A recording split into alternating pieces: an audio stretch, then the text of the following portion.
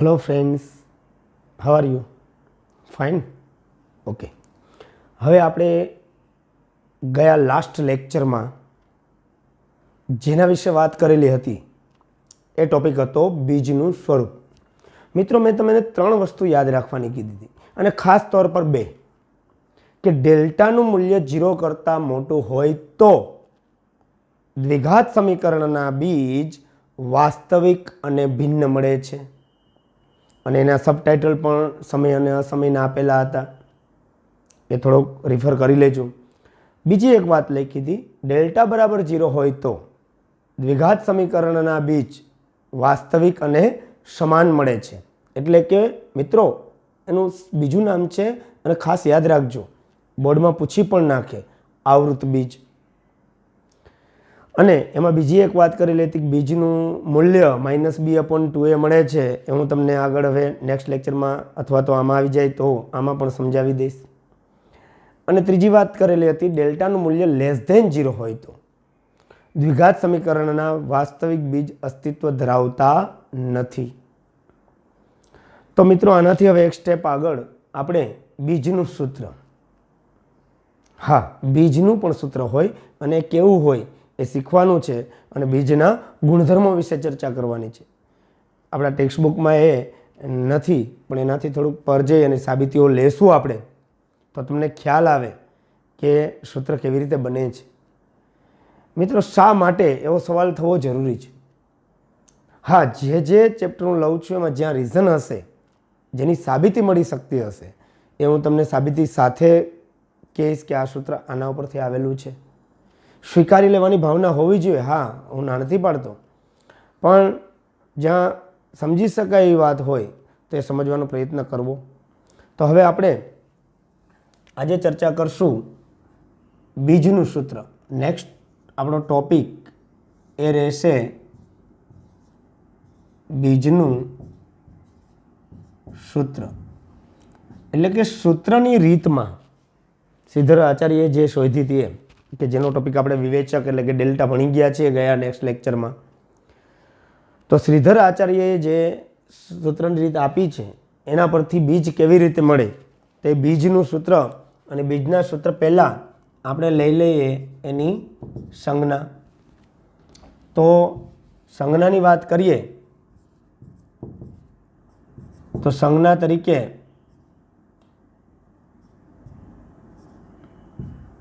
Alpha લખું છું, નહીંતર પાછું યાદ નહીં રહી. આ રીતનો એક સિમ્બોલ છે, એ થોડોક તમારે યાદ રાખવો પડશે કે આને આપણે આલ્ફા કહીએ છીએ. અને બીજી વાત છે બીટા, નામ યાદ રહી જાય એવા છે. આ 2 સિમ્બોલ છે, આલ્ફા અને બીટા. તો આલ્ફાનું સૂત્ર શું છે પહેલાં એ સમજી લઈએ. તો આલ્ફા અને બીટા જરૂરી નથી, પણ આપણા એનસીઈઆરટી કોર્સમાં આલ્ફાને પ્લસ વેલ્યુ અને બીટાને માઇનસ વેલ્યુ તરીકે દર્શાવેલું છે. તો એના સૂત્રો થોડાક યાદ રાખવા ઘટે એમ છે મિત્રો. તો એના સૂત્રની વાત કરીએ તો બીજનું સૂત્ર એ કંઈક આવા પ્રકારનું છે કે જેમાં 2 પ્રકારના સૂત્રો છે. એક છે આલ્ફા, તો આલ્ફા બીજ છે એનું સૂત્ર -b પ્લસ √ડેલ્ટા અને છેદમાં 2a. ફરીથી રિફર કરું છું, -b પ્લસ √ડેલ્ટા, એટલે કે નેક્સ્ટ લેક્ચરમાં જે વિવેચકની આપણે વાત કરી હતી, ડેલ્ટા કેમ શોધશું આપણે? b² - 4ac થી, હા યાદ હશે. તો એનું મૂલ્ય, એનું રૂટ અને છેદમાં 2a. એવી જ રીતે આપણે બીટાનું મૂલ્ય -b માઇનસ √ડેલ્ટા અને છેદમાં 2a કરવાથી મળશે. તો મિત્રો, આ આલ્ફા અને બીટા જે દ્વિઘાત સમીકરણના 2 બીજ હોય એના સૂત્રો છે. બંને બીજની તમે થોડીક બારીકાઈથી એનું અધ્યયન કરશો તો સૂત્રમાં મોટો ફેરફાર નથી. અહીંયા પ્લસ આવે છે, અહીંયા માઇનસ આવે છે, બસ આટલો જ ફરક છે. બાકી સૂત્રનું ફોર્મેશન છે એ આ મુજબનું છે, થોડુંક યાદ રાખવું ઘટે એમ છે. હું આગળ જતા તમને એ પણ સમજાવીશ કે આ સૂત્ર જ, આ જ વસ્તુ શા માટે. પણ એની પહેલાં દ્વિઘાત સમીકરણનું બીજ એવી એક વ્યાખ્યા આપણે લીધી હતી. ત્યારે આપણે ચર્ચા કરી હતી એક્સનું એવું સ્વરૂપ કે જે આપેલા સમીકરણનું સમાધાન કરે તેને બીજ કહેવાય. તે સમજૂતી માટે હતું એક્સ.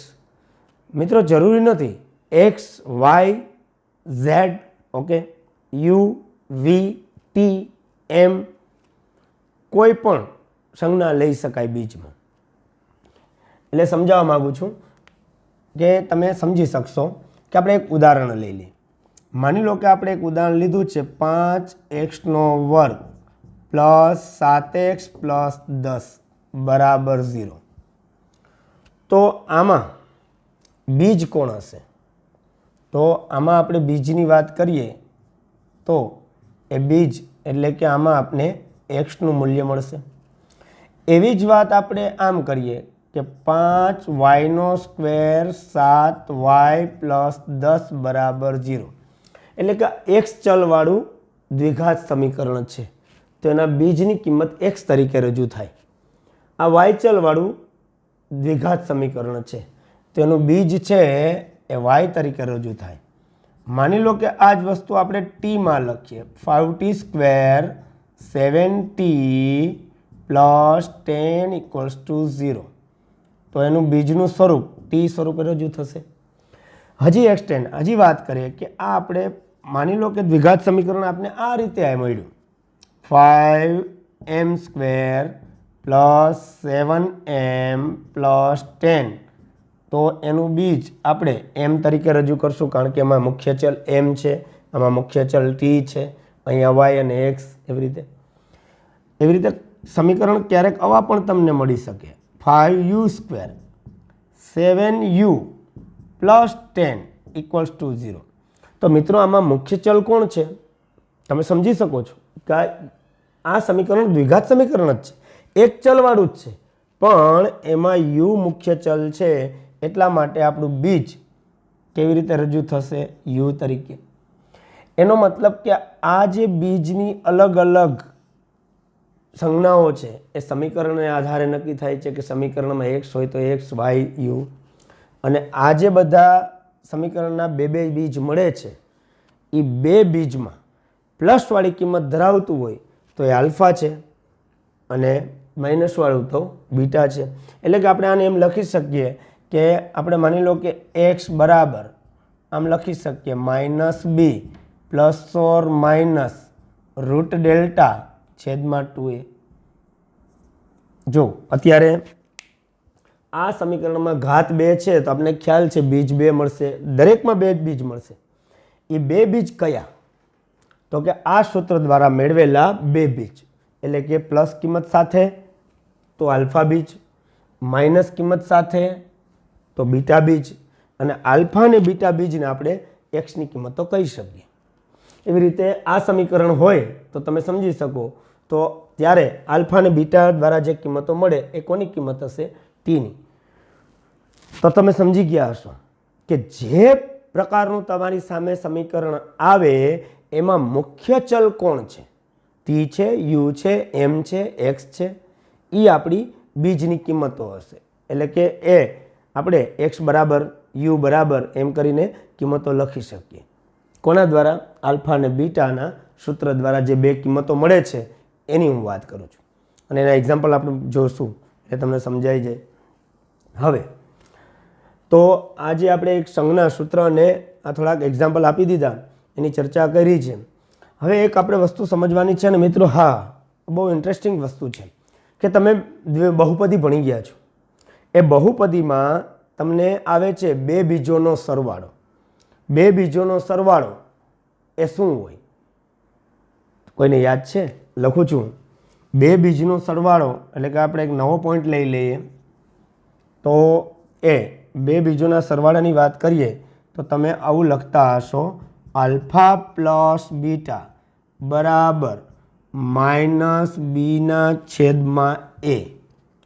આવું એક સૂત્ર તમે ભણેલા હશો, ગોખેલું હશે. બીજું આલ્ફા માઇનસ બીટા બરાબર √δ/a. આ મને ખ્યાલ છે ત્યાં સુધી બહુપદીમાં આવતું નથી.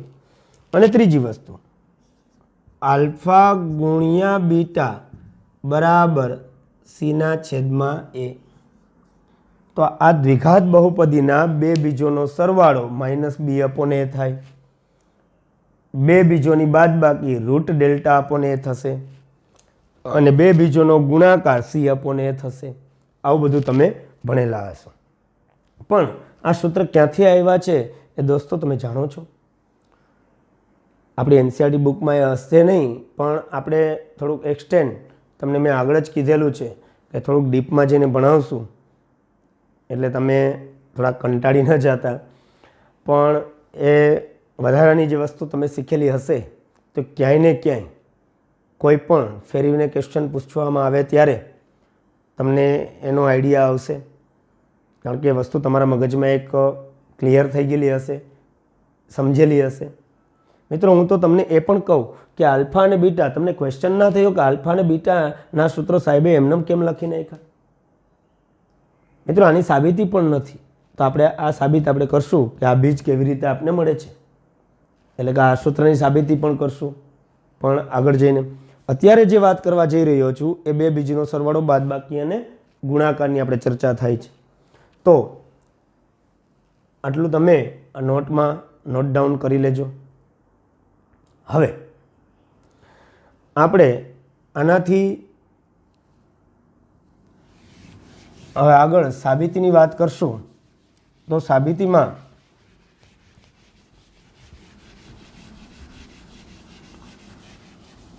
પ્રસ્તાવનામાં જ લઈ દઉં છું એટલે આગળ જતાં આપણે બીજી વિશેષ ચર્ચા ન કરવી પડે.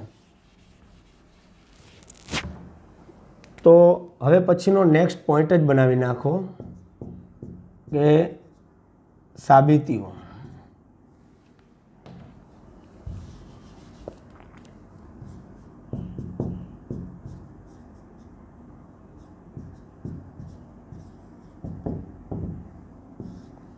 હવે સાબિતીઓમાં આપણે પહેલી સાબિતી જે ભણવા જઈ રહ્યા છીએ એ સા કરો કે. મિત્રો સા કરો કે એટલે સાબિત કરો કે. સાબિત કરો કે આલ્ફા પ્લસ બીટા બરાબર માઇનસ બીના છેદમાં એ થાય, કે જે હમણાં તમને વાત કરી હતી. એક આ સાબિતી છે. સાબિત કરો કે આલ્ફા પ્લસ બીટા બરાબર માઇનસ બીના છેદમાં એ થાય. તો આપણી લેફ્ટ હેન્ડ સાઈડ ડાબી બાજુ, આ રાઈટ હેન્ડ સાઈડ જમણી બાજુ, આના પરથી આપણે આ સાબિત કરી દેવાનું છે અત્યારે.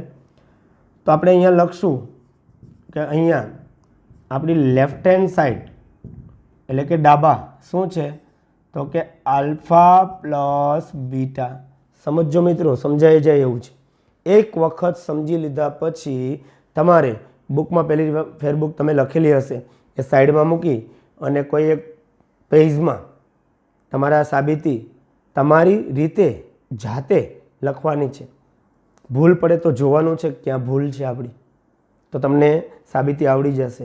સાબિતી ક્યારે મિત્રો ગોખવાની ન હોય, સમજવાની હોય. એના સ્ટેપ ઉપરથી અથવા તો એ ખુદ કહેશે કે શું પ્રૂવ કરવું છે એના તરફ જવાનું હોય. અને આને મિત્રો લોજિક કહેવાય. તેમાંથી લોજિક ડેવલપ થતા હોય છે. હા, તો આલ્ફા પ્લસ બીટા. હવે તમે સમજો કે આલ્ફાનું સૂત્ર હમણાં 5 મિનિટ પહેલાં મેં શું ભણાવેલું છે. મેં હમણાં યાદ રાખવાનું કીધું હતું. હું સાબિત પણ કરી દઈશ, એની ચિંતા ન કરતા. પણ મેં તમને યાદ રાખવાનું કીધું હતું કે આલ્ફાનું સૂત્ર શું છે. તો કે આલ્ફાનું સૂત્ર તમને યાદ છે માઇનસ બી પ્લસ રૂટ ડેલ્ટા છેદમાં 2a. આલ્ફાનું સૂત્ર છે. વચ્ચે પ્લસની સાઇન છે તો અહીંયા પ્લસ કરું છું. બીટાનું સૂત્ર આપણે લખ્યું હતું માઇનસ બી માઇનસ અંડર રૂટ ડેલ્ટા અને છેદમાં 2a. આ એ કરું છું મિત્રો. તો આપણે આલ્ફા, આ પ્લસ, આ બીટા, આ રીતે સૂત્ર મૂક્યું.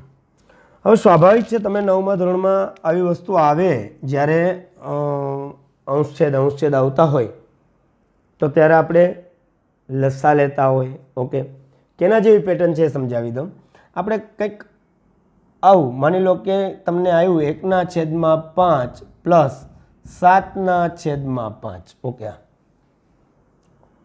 તો મિત્રો તમે જાણો છો 5 અને 5નો લસા 5 એમ કરીને તમે લખો છો, એટલે કે આને આમ લઈએ છીએ 5 અને 5નો લસા 5, પછી દરેકનો છેદ 5 થવો જોઈએ. લસાનો મતલબ શું થાય?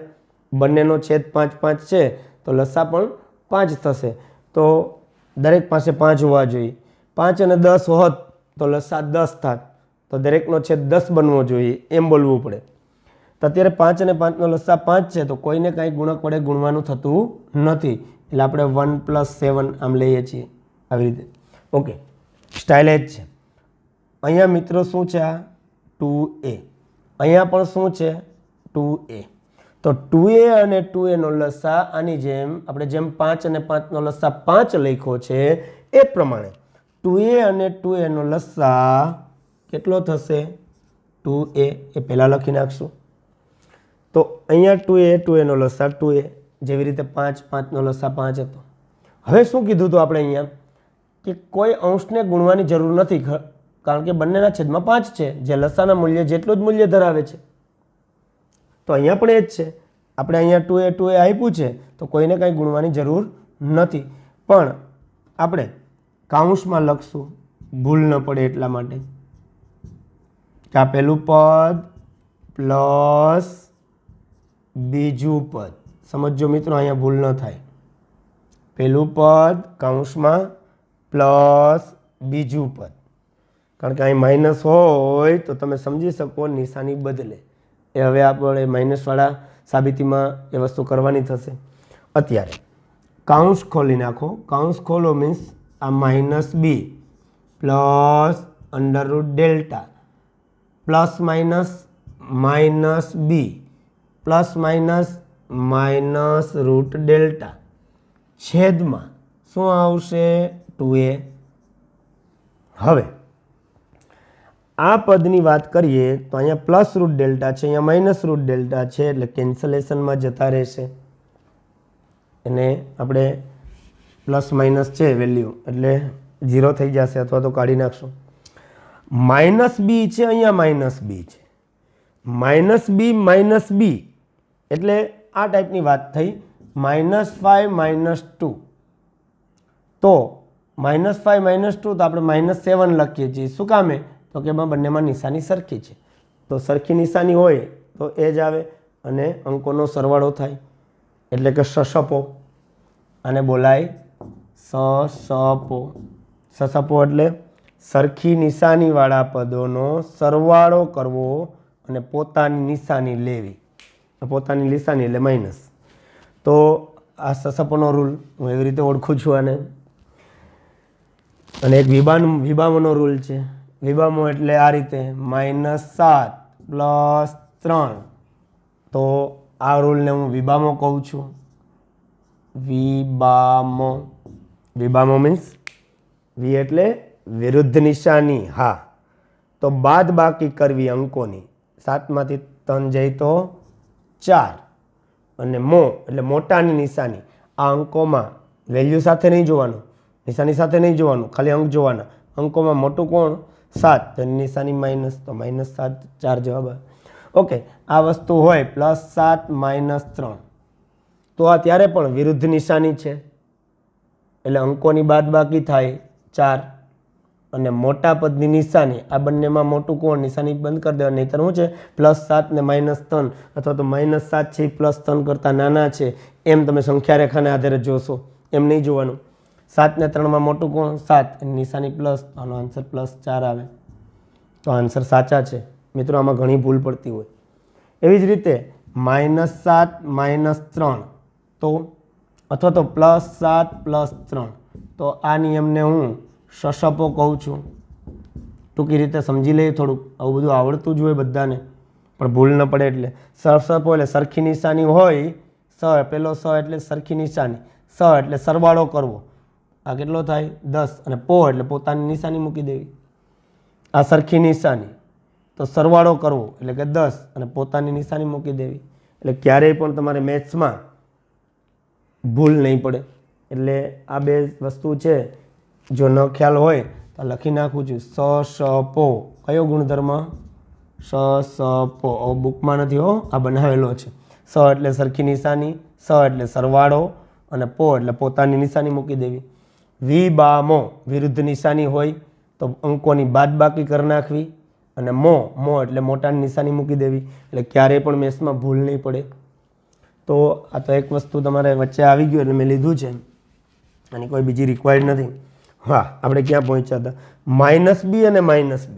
તો તમને મિત્રો ખ્યાલ હશે -b અને -b એટલે આપણે એને હવે આનો આન્સર આપણે -2b લખશું, અને છેદમાં 2a છે જ. -b એટલે -2b અને છેદમાં 2a. તો હવે 2 અને 2 કેન્સલ થાય તો આપણો આલ્ફા પ્લસ બીટાનો આન્સર પછી લખશું આપણે આ લખશું -b/a. ઉપર -b બચે છે, છેદમાં a વધે છે, આ 2a વાળો 2 વિડો છે એ વધશે. તો આને આપણે રાઈટ હેન્ડ સાઈડ કહીશું, એટલે કે આલ્ફા પ્લસ બીટાનો જવાબ -b/a કેવી રીતે આવે છે હવે તમને ખ્યાલ આવી ગયો હશે. તો આ વસ્તુ આપણે ગોખવાની હોતી નથી, શીખવાની હોય છે કે આપણે ખ્યાલ છે કેવી રીતે બીજ મળે છે. તો એવી જ વસ્તુ મિત્રો આલ્ફા માઇનસ બીટા શું સૂત્ર આપ્યું તું મેં? રૂટ ડેલ્ટાના છેદમાં એ. ઓકે, તો આમાં જે સરખી વસ્તુ છે એ હું ફરીથી કોમન લઈ લઉં છું, સુધારો કરી દઉં છું કે આપણે આ સાબિતી છે સેકન્ડ સાબિતી સાબિત કરો કે આપણે લખવાનું છે આલ્ફા માઇનસ બીટા, એટલે સાબિત કરવાનું છે આપણે રૂટ ડેલ્ટાના છેદમાં એ. આ સાબિતી તો આપણે કેટલો ચેન્જ લેશું મિત્રો? અહીંયા લેફ્ટ હેન્ડ સાઈડ આપણી થઈ જશે આલ્ફા માઇનસ બીટા. તો આલ્ફાનું મૂલ્ય આ છે, અહીંયા આ માઇનસ નિશાની છે તો હું માઇનસ કરીશ, જોજો ખાસ. આ આલ્ફાનું મૂલ્ય, આ માઇનસ સાઇન આ જે છે એ અહીંયા મૂકી માઇનસ સાઇન, આ બીટાનું મૂલ્ય આલ્ફા માઇનસ બીટા. હવે જેવી રીતે મેં અહીંયા 2a નો લસા 2a લીધો હતો તો સેમ વસ્તુ એ જ છે. 2a અને 2a નો લસા કેટલો થશે? 2a. પણ આ બધું કાઢી નાખું છું, આની રિક્વાયર્ડ નથી અત્યારે. આપણે આ નિશાની માઇનસ છે તો આ નિશાની આપણી કેવી થઈ જશે? માઇનસ. એટલે કે ફરીથી સમજાવી દઉં, 2a અને 2a નો લસા 2a, તો આ કાઉન્સ માઇનસ આ કાઉન્સ. આ કાઉન્સ કરવાનું મહત્વ હવે તમે સમજી ગયા હશો. શા માટે આગળ પ્લસમાં કાઉન્સની રિક્વાયરમેન્ટ નથી, પણ તમારાથી ભૂલ ન પડે એટલા માટે મેં કીધું કે આગળ માઇનસ આવશે એટલે અંદરની નિશાની બદલશે. હવે પછી તો આલ્ફા માઇનસ બીટા, આલ્ફાનું મૂલ્ય માઇનસ બીટાનું મૂલ્ય. હવે 2a નો લસા કેટલો છે? તો કે 2a, એટલે આપણે કોઈને કંઈ ગુણવાનું નથી, એટલે પહેલું પદ માઇનસ બીજું પદ. તો હવે આમાં આપણે કાઉન્સ છોડી નાખીએ તો -b પ્લસ રૂટ ડેલ્ટા. જોજો મિત્રો, આમાં પ્લસ હતું આગળની સાબિતીમાં, આ બીજી સાબિતી છે આપણી માઇનસવાળી. તો minus minus plus b, minus minus plus route delta, અને છેદમાં 2a. આમ કરશું તો આ વખતે ગયા વખતે કોણ ઉડી ગયું હતું? Root delta. એક પ્લસમાં ને એક માઇનસમાં એવું હતું ને. અત્યારે કોણ ઉડે છે? -b અને +b. આ કેન્સલેશનમાં જશે. તો રૂટ ડેલ્ટા અને રૂટ ડેલ્ટાની, એટલે કે 2 વખત રૂટ ડેલ્ટા છે, તો આને આપણે આવું લખશું 2 રૂટ ડેલ્ટા અને છેદમાં 2a. આમ લખશું. તો મિત્રો હવે કોણ ઉડી જશે? તો કે 2 અને 2. આ 2 ઇન્ટુ છે, 2 ઇન્ટુ રૂટ ડેલ્ટા. તો ફાઇનલી આન્સર આપણો આવશે રૂટ ડેલ્ટાના છેદમાં a. તો આ આપણી રાઈટ હેન્ડ સાઈડ બની ગઈ. RHS લખું છું જમણી બાજુ. આન્સર આવી ગયો રૂટ ડેલ્ટાના છેદમાં a. તો જેવી રીતે તમે આલ્ફા પ્લસ બીટા બરાબર -b/a સાબિત કર્યું હતું, એવી જ રીતે સેમ મેથડથી આલ્ફા માઇનસ બીટા બરાબર રૂટ ડેલ્ટાના છેદમાં a સાબિત થઈ જાય. માત્ર નિશાનીનો ફરક છે. અહીં જોજો તો આપણે એ પણ ખ્યાલ આવી ગયો કે બાદબાકીનું મૂલ્ય રૂટ ડેલ્ટા અપોન a શું કામે થાય છે. અને ત્રીજી વાત મિત્રો, આલ્ફા ગુણ્યા બીટા. તો એના માટે આ વસ્તુ આપણે ચલાવવાની નહીં થાય, કારણ કે એની સાબિતી થોડીક આના કરતાં અલગ છે, એટલે એ તમારે અલગથી કરવી પડશે. અને આ આપણા પાઠ્યપુસ્તકનો વિભાગ નથી, થોડોક એક્સ્ટ્રા છે, એટલે ખાસ કરજો. બોર્ડમાં પૂછાણું નથી ક્યારેય, પણ આગળ જતાં તમને કામનું છે એટલા માટે કરાવું છું. તો આપણી ત્રીજી સાબિતી છે ત્રીજા પ્રકારની, એ સાબિત કરો કે આલ્ફા ગુણ્યા બીટા બરાબર સીના છેદમાં એ. આ રીતનું સાબિતી છે આપણી. આલ્ફા ગુણ્યા બીટા બરાબર સીના છેદમાં એ સાબિત કરવાનું થાય. તો આ સાબિતીને આપણે કેવી રીતે લેશું? અહીંયા લેફ્ટ હેન્ડ સાઈડ બરાબર, મિત્રો અહીંયા હું લખું છું કે દરેક દાખલામાં અહીંયા એવી રીતે હું શરૂઆત કરતો હોઉં, અને ખાસ સ્ટેપ હોય ત્યાં ઇક્વલ્સ ટુ અથવા તો ધેરફોર જે આવતું હોય એ કરવું પડે છે. તો એ રીતે ડિઝાઇનેશનથી લખજો. લેફ્ટ હેન્ડ સાઈડ તો કે આલ્ફા ગુણ્યા બીટા. હવે આલ્ફાનું મૂલ્ય મિત્રો શું છે? -b પ્લસ અંડરરૂટ ડેલ્ટા છેદમાં 2a ગુણ્યા, આ ગુણાકાર છે અત્યારે, મલ્ટિપ્લિકેશન. બીટાનું મૂલ્ય આપણું -b પ્લસ રૂટ ડેલ્ટા છેદમાં 2a.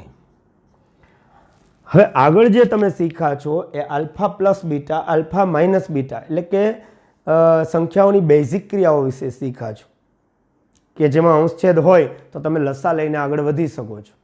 પણ અત્યારે જે તમે કરવા જઈ રહ્યા છો એ પ્લસ કે માઇનસ નથી, ગુણાકાર છે. અને ગુણાકાર હોય ત્યારે મિત્રો 2a નો લસા 2a લેવાતો નથી. માની લો કે તમને આવું આપ્યું હોય 7/5 ગુણ્યા 3/5. આપણે 5 અને 5 નો લસા નથી લેતા, 5 ગુણ્યા 5 25 એમ કરીએ છીએ, અથવા 5 નો વર્ગ એમ લખીએ છીએ. તો અત્યારે આ સરવાળો બાદબાકી નથી, ગુણાકાર છે, ધ્યાનમાં લેજો. તો આ હાલતમાં જે વસ્તુ કરીએ છીએ એ જ અહીંયા કરવાની છે. આમાં શું કરીએ આપણે? તો કે અંશનો ગુણાકાર કરીએ, એટલે કે આમ કરીએ 7 ગુણ્યા 3, અને નીચે તો કે 5 ગુણ્યા 5, અથવા તો 25 જે કરો એ. તો એ જ વસ્તુ અહીંયા કરવાની થાય છે. તો અહીંયા આપણે આ રીતે લેવું પડશે, -b પ્લસ અંડરરૂટ ડેલ્ટા ગુણ્યા -b અહીં માઇનસ લેવાનું હતું, માઇનસ અંડરરૂટ ડેલ્ટા અને છેદમાં આપણે વાત કરશું એ પ્રમાણે 2a અને 2a. તો 2a × 2a એટલે 2 દુ 4, અને a ગુણ્યા a એટલે a સ્ક્વેર. જેમ x ગુણ્યા x તમે x સ્ક્વેર લખો છો એવી રીતે a ગુણ્યા a સ્ક્વેર. તો અહીંયા આપણે 2a ગુણ્યા 2a એટલે કેટલું લખશું? 4a square. આમ થશે. મિત્રો અહીંયા બીટા બીજમાં મારાથી પ્લસ લખાઈ ગયું હતું, એ જોજો. આલ્ફા પ્લસમાં છે, બીટા માઇનસમાં છે. તો હવે આ બે પદોનો ગુણાકાર એટલે કે અંશનો ગુણાકાર, જેવી રીતે અહીં કર્યો હતો એમ આપણે અંશનો ગુણાકાર, નીચે છેદનો ગુણાકાર લીધો. અહીંયા આપણે જેમ લખતા હોય 5 × 25 આવી રીતે. તો સેમ મેથડ તો એવી જ છે. હવે સવાલ એ છે કે આને કઈ રીતે સોલ્વ કરશો? તો આને સોલ્વ કરવા માટે તમે અવયવનું એક પ્રકાર છે, તમે અવયવીકરણ ભણેલા છો, બહુપદીમાં પણ અવયવ પાડવાની રીતો આવી ગઈ છે તમારે. આ કયા પ્રકારનો મિત્રો અવયવ છે? કોઈને ખ્યાલ ખરો? પૂર્ણવર્ગ પદાવલી છે, પૂર્ણવર્ગ દ્વિપદી છે, ઘનના અવયવ છે, આવું બધું તમે ભણ્યા છો? કે પૂર્ણવર્ગ તફાવત છે? હા, પૂર્ણવર્ગ તફાવત છે. ઓકે, કેવી રીતે ઓળખી બતાવ્યો તમે કે આ પૂર્ણવર્ગ તફાવત છે? તો તમે કહેશો કે સર એક કૌંસમાં પ્લસ અને એક કૌંસમાં માઇનસ હોય, એટલે કે વિરુદ્ધ નિશાની હોય, અનુબદ્ધ પદ એને બોલાય. કે બધું સ્ટ્રક્ચર, સ્વરૂપ, ફોર્મેટ સરખું હોય, પણ માત્ર પ્લસ અને માઇનસ નિશાનીનો જ ફરક હોય, તો એવા પદોને આપણે અનુબદ્ધ પદ બોલશું. તો અનુબદ્ધ પદ આપેલા હોય તેને આપણે પૂર્ણવર્ગ પદાવલી કહી શકીએ, પૂર્ણવર્ગ તફાવત કહી શકીએ. તો અહીંયા આપણે જોશું આ માઇનસ બી છે, આ રૂટ ડેલ્ટા છે, આ બંને પદો સમાન છે આમાં. અહીંયા પ્લસ છે, અહીંયા માઇનસ છે. તો આ વસ્તુ કઈ થઈ? પૂર્ણવર્ગ તફાવતની રીત.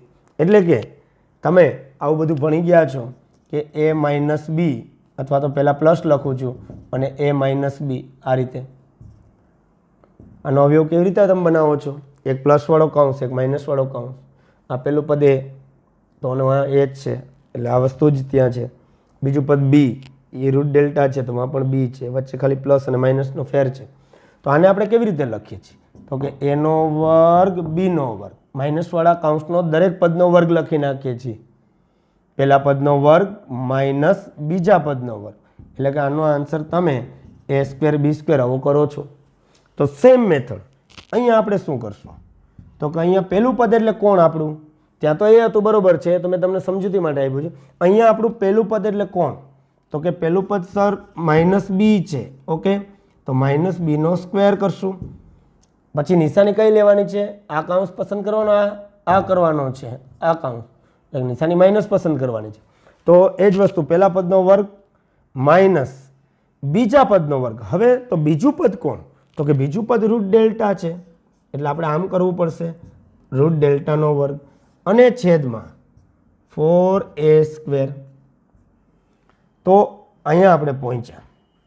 હવે મિત્રો નેક્સ્ટ આગળ જતા આ સમજૂતી કાઢી નાખું છું, આ રફ વર્ક છે એમ સમજજો. તમને મેં આગળ -7નો વર્ગ આગળના લેક્ચરમાં જ લગભગ વાત કરેલી છે. -7નો વર્ગ તો કે 49. કોઈ પણ માઇનસ સંખ્યાનો વર્ગ ધન મૂલ્ય ધરાવે છે. તેવી જ રીતે -bનો વર્ગ, -b એટલે સમજો -1 છે આગળ, -1નો વર્ગ તો કે 1, bનો વર્ગ તો કે b², તો -bનો વર્ગ b², એમ જ થશે. એટલે કે -bનો વર્ગ તો કે આપણે અહીંયા લખશું કે -bનો વર્ગ એટલે કે b². આ માઇનસ એ લખી નાખ્યું છે. રૂટ ડેલ્ટાનો વર્ગ, તમારે ક્યાંય આવું આવતું હશે મેથ્સમાં, રૂટ 3નો વર્ગ તો કેટલો લખો? 3. રૂટ 3નો વર્ગ 3 શા માટે લખો છો? તો તમને એ ખ્યાલ હોવો જોઈએ, રૂટ એટલે 1/2 ઘાતાંક થાય.